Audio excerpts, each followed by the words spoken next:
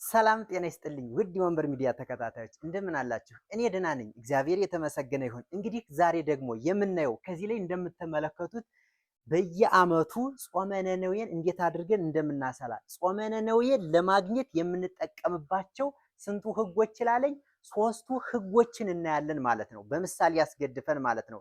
ከዚህም በፊት ክፍል 9 ላይ ጾመ ነነዌ በደረቅ መባጃ ሐመር እንደምትወጣ አይተናል ማለት ነው። ነገር ግን በደረቅ መባጃ ሐመር ብትወጣም ነገር ግን ጾመ ነነዌ በጥር ወይም በየካቲት ነው የምትወጣው ማለት ነው። ስለዚህ በጥር በየካቲት የምትወጣው በምን ምክንያት ነው እንዴት ነው የሚለውን ሶስቱን ህጎች ተጠቅመን እናያለን ማለት ነው። እስከ ቪዲዮ መጨረሻ አብራችሁን ቆዩ። ለቻናሉ አዲስ ከሆናችሁ ሰብስክራይብ በማድረግ ቤተሰብ ይሁኑ። በጣም አሪፍ።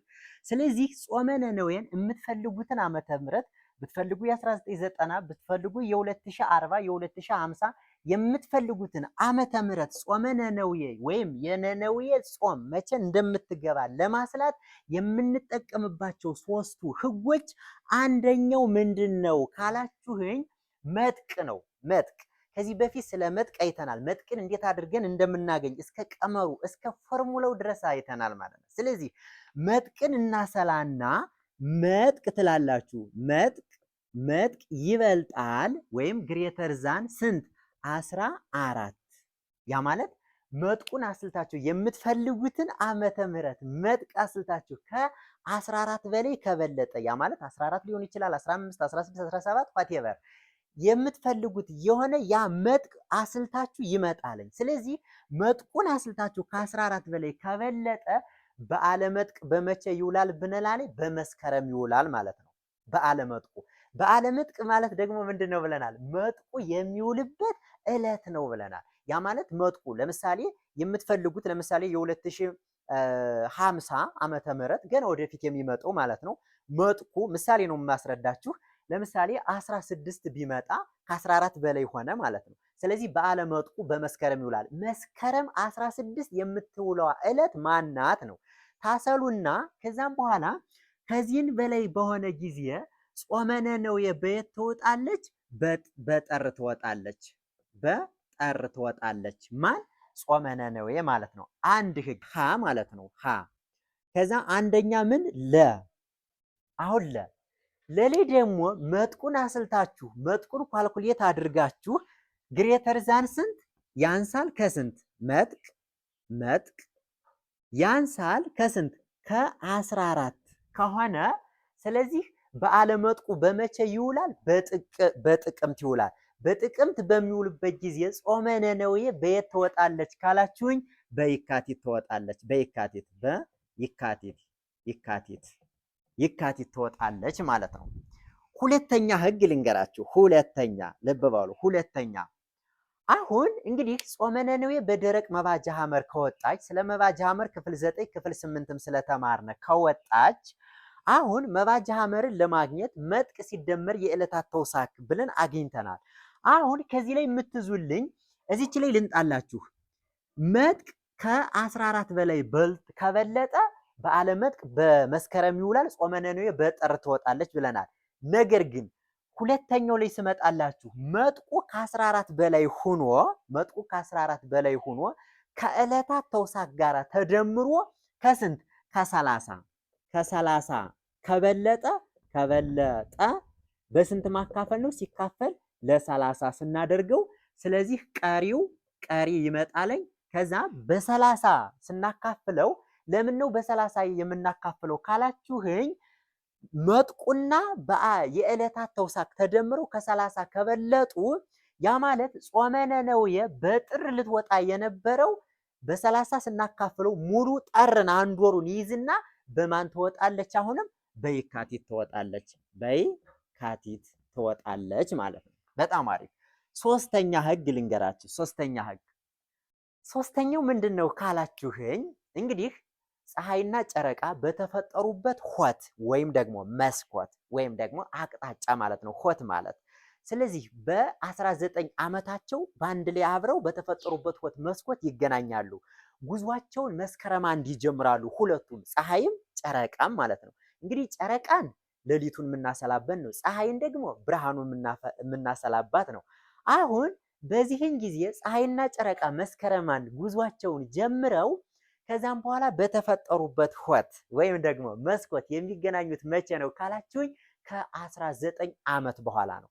በዚህን ጊዜ በ19 ዓመት ሲገናኙ አበቅቴ ምን ይሆናል? አበቅቴው ዜሮ ይሆናል። አበቅቴ ማለት ተርፈ ዘመን ማለት ነው። ተርፈ ዘመን ማለት በጨረቃና በፀሐይ መካከል ያለ ልዩነት ነው። ያ ማለት ፀሐይ የምትዞረው ስንት ነው ነው?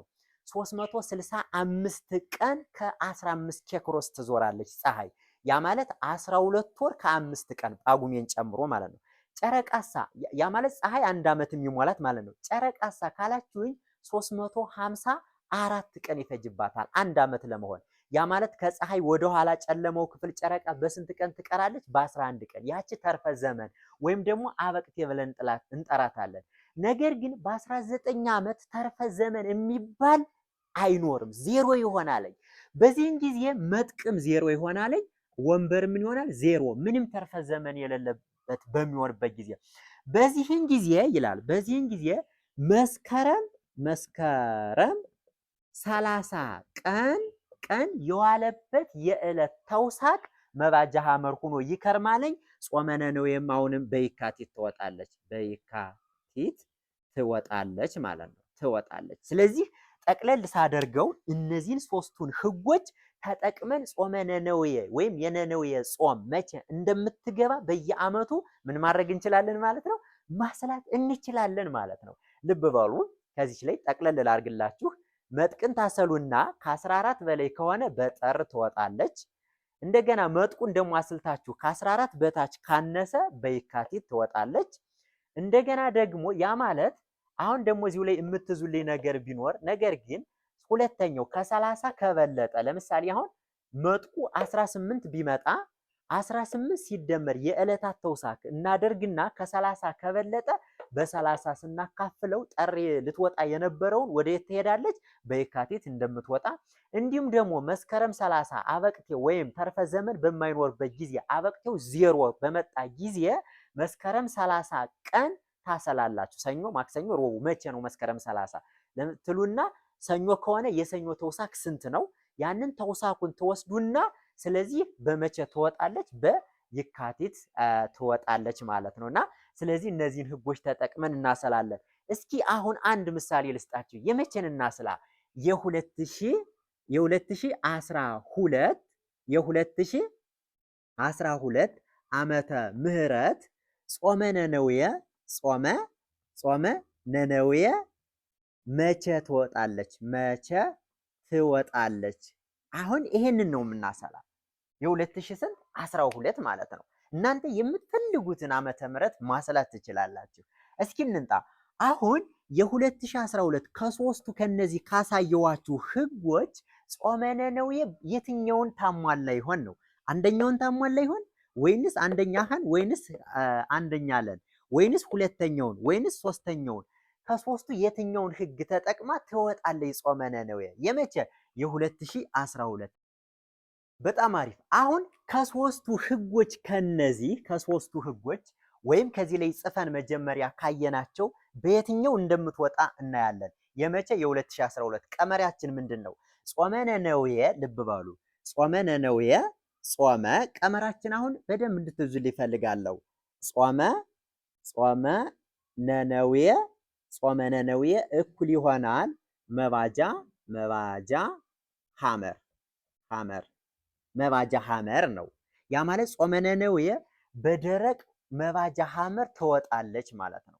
ያ ማለት ጾመ ነነዌ መባጃ ሐመርን አገኘነ ማለት ጾመ ነነዌን ነው። ጾመ ነነዌን ካገኘነ በኋላ ከሶስቱ ህጎች የትኛው እንደምታሟላ ማለት ነው። መባጃ ሐመርን እንዴት እናገኛለሁ? በጣም አሪፍ። መባጃ ሐመር እኩል ይሆናል መጥቅ ሲደመር የዕለታት ተውሳክ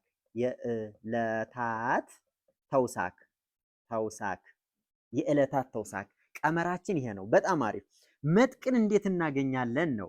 መጥቅ እኩል ይሆናል ወንበር ሲባዛ በጥንተ አበቅቴ በቅንፍ 19 ዓመት ማለት ነው። በሌላ አባባል ማለት ነው። በጣም አሪፍ። ወንበርን እንዴት እናገኛለን ነው?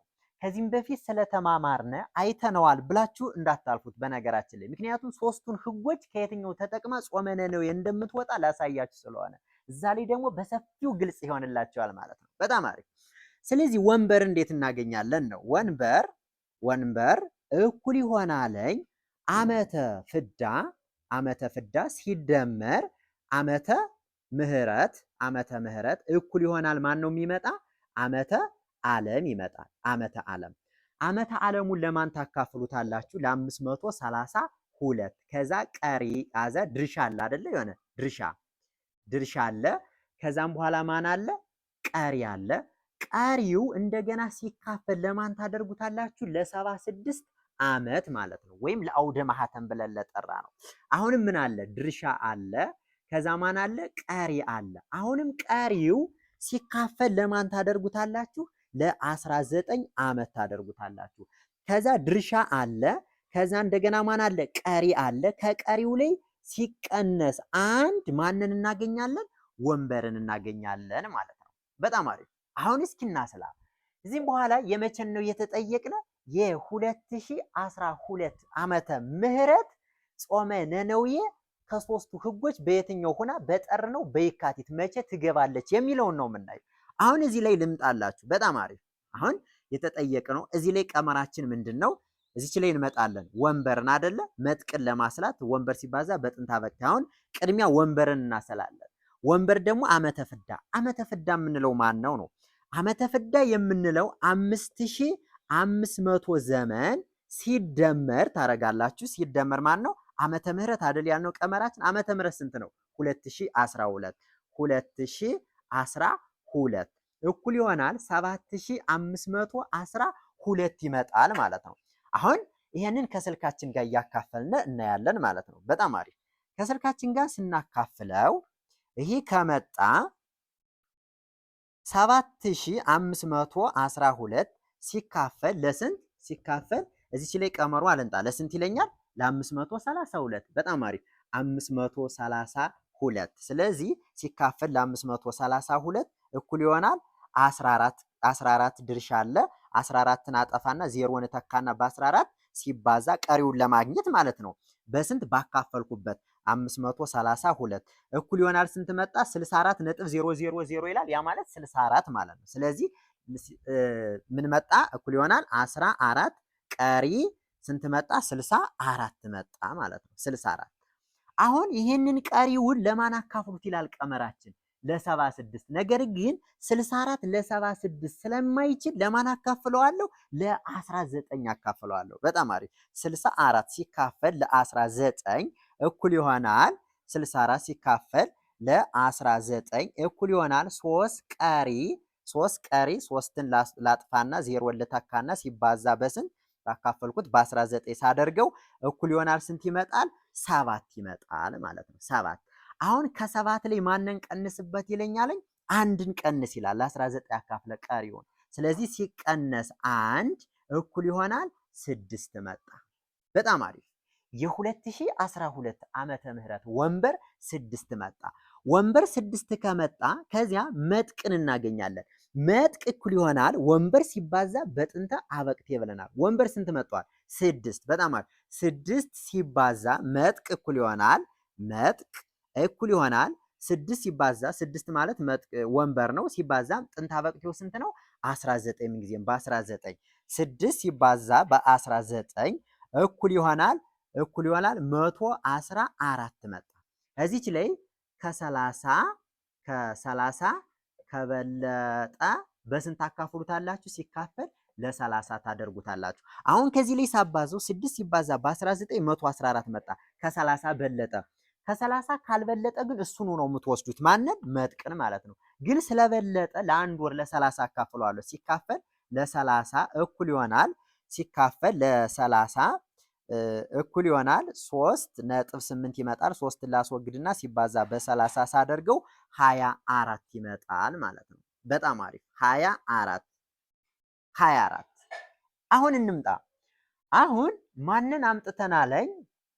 መጥቅን አስልተናለኝ። የቅድሙ ህጋችን ምን ይላለኝ ነው። አሁን መጥቅ የ2012 ዓመተ ምህረት 24 ከመጣ ቅድም 3 ህጎችን ነግሬያችኋለሁ። ከ3ቱ ህጎች የትኛውን ያሟላል ነው? አንደኛው ህግ መጥቅ አለ። መጥቅ መጥቅ መጥቅ ከስንት ከበለጠ ብያለሁ? ከ14 ወይም ግሬተር ዛን 14 ከበለጠ በማን ትወጣለች ብያለሁ? በጠር ትወጣለች። በጠር ብያለሁ። ሁለተኛ ደግሞ መጥቅ መጥቅ ከስንት ከ14 ካነሰ ለዛን ስንት 14 መጥቅ ከ14 ካነሰ በይካቲት ብያለሁ። በይካቲት ትወጣለች ብያለሁ። በይካቲት እንደገና ሁለተኛ ህግ ምን ብያለሁ? መጥቅና የዕለታት ተውሳክ ተደምረው ከ30 ከበለጡ በ30 ስለምናካፍለው በጥር ልትወጣ የነበረውን በይካቲት ትወጣለች ብለናል። በይካቲት ሶስተኛው ምንድነው? አልቦ ዜሮ በሚሆንበት ጊዜ አሁንም በይካቲት መስከረም 30 አውርተን በይካቲት። አሁን እዚህ ላይ ልንጣ። መጥቁ ከ24 መጣ። መጥቁ ከ24 ከመጣ መጥቅ ግሬተር ዛን ስንት ብለናለኝ? 14። ስለዚህ ከ14 በልጧል። ያ ማለት ጾመ ነነዌ በምን ልትሆን ነው? በጠር ልትሆን ነው። ግን ገና አልጨረስንም። በጥር ላትሆን ትችላለች። ለምን? ከዕለታት ተውሳክ ጋር ደምረን ከ30 ከበለጠ ሁለተኛውን ነው ልታሟላ የምትችለው። እናስላ። በጣም አሪፍ። ከዛ ማንን እናሰላለን? መባጃ ሐመርን። መጥቅን ካገኘን መባጃ ሐመር እኩል ይሆናል መጥቅ ሲደመር የዕለታት ተውሳክ ብለናል። በጣም አሪፍ። አሁን እዚህ ላይ ልንጣ። መባጃ ሐመር እኩል ይሆናል አሁን መጥቅ ስንት ነው? 24 24። በጣም አሪፍ። ሲደመር የዕለታት ተውሳክ። እንግዲህ የዕለታትን ተውሳክ እንዴት እናገኛለን? ወይም ደግሞ እዚች ጋር የዕለታት ተውሳክ ብላችሁ መጥቅ የሚውልበት ዕለት፣ መጥቅ የሚውልበት ዕለት ማለት ነው። ዕለት መጥቅ የሚውልበት ዕለት። አሁን እንግዲህ መጥቁ ከ14 በላይ ስለሆነ መጥቅ በመስከረም ይወጣል።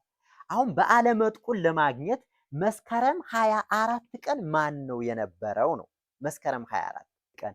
መስከረም 24 ቀን የዋለው ዕለት በመስከረም መሆኑን በዓለ መጥቁ በመስከረም መዋሉን ያወቅንበት ምክንያት ከ14 ስለበለጠ ነው። አንድ ህግ ከመስከረም የፈለግነ መስከረም 24 የዋለው ማን ነው ካላችሁ ደግሞ ቅዳሜ ነበር። ቅዳሜ መቼ? መስከረም 24 መጥቁ የሚውልበት ዕለት ማለት ነው። ስለዚህ አሁን ቅዳሜ ከሆነ መስከረም 24 ስለዚህ አሁን የቅዳሜ ተውሳክ ስንት ነው ነው? የቅዳሜ ተውሳክ 8 ነው። ከዚህም በፊት አይተናል። አይ ቲንክ ክፍል 6 ወይም 7 አካባቢ ይመስለኛል። አሁን የቅዳሜ ተውሳክ 8 ነው። የእሁድ ተውሳክ 7 ነው። የሰኞ ተውሳክ 6 ነው እያልን አይተናል። አሁን መስከረም 24 ቀን የዋለው ዕለት ቅዳሜ ነበር። የቅዳሜ ተውሳክ ደግሞ ስንት ነው? 8 ነው። የቅዳሜ ተውሳክ 8 ነው። አያችሁት እንዴት 8 ወጣ? ከዚህም በፊት ተምረናል። አሁን ከዚች ላይ የምትረዱልኝ ነገር ልብ በሉ። አሁን መባጃ ሐመር እኩል ይሆናል መጥቅ ሲደመር የዕለታት ተውሳክ ነው። አሁን የዕለታት ተውሳክ 8 መጥቷል። አሁን ከዚህ ላይ የምትይዙልኝ ነገር ቢኖር አሁን መባጃ ሐመር መጥቅ ስንት መጥቷል? 24 ሲደመር የዕለታት ተውሳክ ደግሞ ስንት ነው? 8 እኩል ይሆናል ስንት ይመጣል? 32 መጣ ማለት ነው። ልብ በሉ 32 መጣ። አሁን እንግዲህ ከነዚህ ከሶስቱ ጾመ ነነዌን የትኛው ልታሟላ ነው? የመጀመሪያውን አሟልታ ነበር። ይሄን ህግ ለምን? መጥቁ 24 ስለሆነ ከ14 በላይ ስለሆነ በጥር ትወጣ ነበረ። ስንት መጥቶ መጥቁ 24 ስለመጣ ማለት ነው። ነገር ግን መጥቁና የዕለታት ተውሳክ ተደምረው ይላል ሁለተኛው ህጋችን ከ30 ከበለጠ በ30 ማካፈል ነው ብሎናል። ለምን? በጥር ልትወጣ የነበረውን በ30 ስናካፍለው ያልፍና በይካቲት እንድትወጣ ያደርጋታል። ስለዚህ ሲካፈል ለ30 እኩል ይሆናል አንድ ቀሪ ስንት ይመጣል? 2 ይመጣል ማለት ነው። አንድ ያልኩተኝ አንድ ወር ነው። አንድ ወር ማለት ማንን ነው? ጠርን ነው። ጠርን ለቃ የት ሄዳ ትወጣለች ማለት ነው? ጾመ ነነዌ በጣም ይገርማል። የካቲት 2 ሰኞ ዕለት ምንጊዜም በየዓመቱ ጾመ ነነዌ የምትገባው ደግሞ መቼ ነው? ሰኞ ነው ምንጊዜም። ስለዚህ ጠር የነበረውን ትለቅና የካቲት 2 ጾመ ነነዌ ሰኞ ዕለት ትገባለች። የመቼ? የ2012 ማለት ነው። ያ ማለት ምንድነው? መባጃ ሐመርን አግኝተናል እዚህ ላይ ያ ማለት መባጃ ሐመር ስንት ነው? 2 ነው። ስለዚህ ጾመ ነነዌ እኩል ይሆናል መባጃ ሐመር 2 ከመጣ ጾመ ነነዌ ደግሞ እኩል ነው 2። ስለዚህ እንደዚህ እያደረጋችሁ ማስላት ትችላላችሁ። አሁን እዚህ ላይ ደጋግሜ ሊያወዛግባችሁ የሚችል ነገር እነዚህ 3ቱ ህጎች ናቸው። በዓለ መጥቅ ማለት መጥቁ የሚውልበት ዕለት ነው። ልብ በሉ። መጥቁ የሚውልበት ዕለት ያው ድጋሜ እንግዲህ እየደገምኩላችሁ ነው እንጂ እዚህ በፊት ተምረናል። መጥቁ የሚውልበት ወይ በጥቅምት ወይ ወይ በመስከረም ወይም ደግሞ በጥቅምት ነው። በመስከረም የሚውለው መጥቁ ከ14 በላይ ከሆነ ነው። በመቼ? በመስከረም የሚውለው ምን? በዓለ መጥቅ። ይሄ በዓለ መጥቅን የምናሰላበት ህግ ነው። እንደገና ከ14 በታች ካነሰ በዓለ መጥቅ የሚውለው የምትፈልጉ መጥቁ የሚውልበትን ዕለት በመቼ ነው?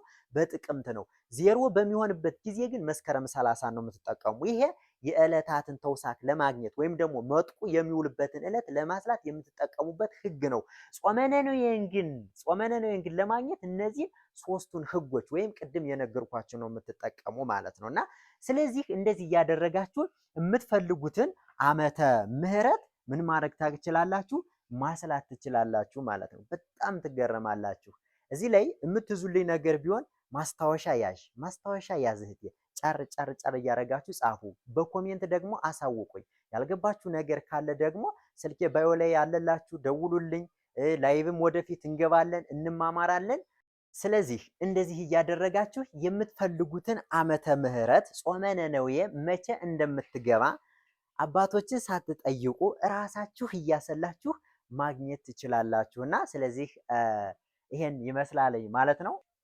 ስለዚህ ወደፊት ደግሞ የሌሎችን አጽዋማትና በዓላት በሰፊው እናያለን ማለት ነው። ስለዚህ የጥንታና የክብሯ ባለቤት የሆነችው ኢትዮጵያ ዛሬም ድረስ በራሷ የዘመን አቆጣጠር ዓለምን እያስደመመች ትገኛለች። የዛሬው ዝግጅታችን ይሄንን ይመስል ነበር። በቀጣይ በሌላ የስሌትና የጥበብ አምድ እስከምንገናኝ ድረስ ሰላም ለሀገራችን፣ ፍቅር ለሕዝባችን ይሁን። ቪዲዮውን ከወደዳችሁት ላይክ፣ ሼር፣ ሳብስክራይብ በማድረግ ቤተሰብ ይሁኑ። አመሰግናለሁ። ኢትዮጵያዊነት ኩራትነት